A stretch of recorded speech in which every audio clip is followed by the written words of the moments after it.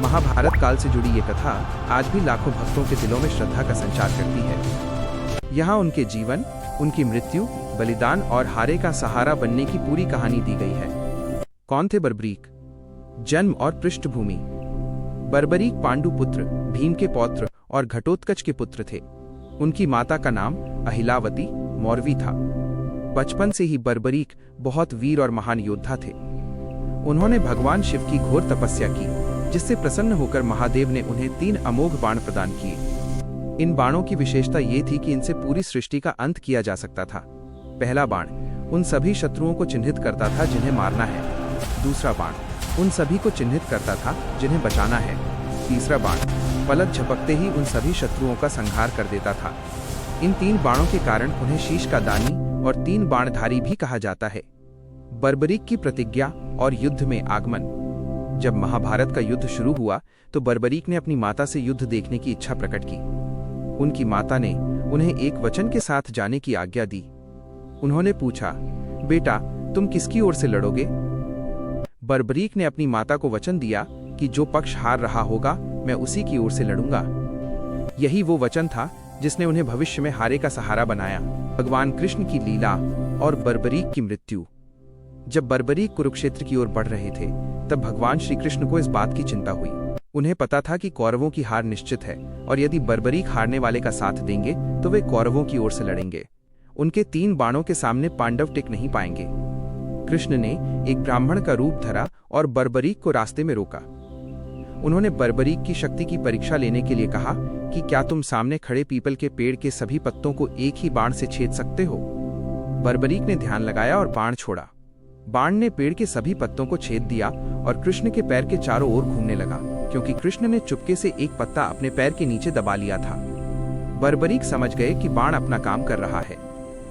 महादान का क्षण। कृष्ण ने बर्बरीक से पूछा कि वह युद्ध में किसकी सहायता करेंगे। बर्बरीक ने अपना हारे का साथ देने वाला वचन दोहराया। कृष्ण ने तब उन्हें समझाया कि तुम जिस भी पक्ष से लड़ोगे दूसरा पक्ष कमजोर हो जाएगा और तुम्हें फिर पाला बदलना पड़ेगा। इस तरह तुम अंततः पूरी सेना का विनाश कर दोगे। कृष्ण ने ब्राह्मण के रूप में बर्बरीक से दान मांगा। बर्बरीक ने सहर्ष स्वीकार किया। कृष्ण ने उनसे उनका शीश सिर मांग लिया। बर्बरीक समझ गए कि यह कोई साधारण ब्राह्मण नहीं है। उन्होंने कृष्ण से अपने वास्तविक रूप में आने की प्रार्थना की। भगवान कृष्ण ने दर्शन दिए और बर्बरीक ने खुशी खुशी 12वीं तिथि फाल्गुन मास की शुक्ल पक्ष की द्वादशी को अपना सिर काटकर कृष्ण के चरणों में अर्पित कर दिया। मृत्यु के बाद की इच्छा और वरदान। सिर कटने के बाद भी बर्बरीक जीवित थे कृष्ण की माया से। उन्होंने कृष्ण से प्रार्थना की कि वे पूरा महाभारत युद्ध देखना चाहते हैं। कृष्ण ने उनके शीश को एक ऊंचे पर्वत की चोटी अमृत से सींचकर पर रख दिया, जहां से बर्बरीक ने पूरा युद्ध देखा।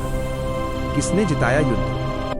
युद्ध समाप्त होने के बाद पांडवों में इस बात पर बहस हुई कि जीत का श्रेय किसे जाता है। तब कृष्ण ने कहा कि इसका फैसला बर्बरीक का शीश करेगा, जिसने पूरा युद्ध देखा है। बर्बरीक के शीश ने कहा, मुझे पूरे युद्ध के मैदान में केवल श्री कृष्ण का सुदर्शन चक्र घूमता दिखाई दिया, जो शत्रुओं का संहार कर रहा था और द्रौपदी महाकाली के रूप में रक्तपान कर रही थी। जीत केवल कृष्ण की नीति और शक्ति की हुई है। हारे का सहारा क्यों कहलाए? भगवान कृष्ण बर्बरीक के महान बलिदान से अत्यंत प्रसन्न हुए। उन्होंने बर्बरीक को वरदान दिया कि कलयुग में तुम मेरे नाम श्याम से पूजे जाओगे।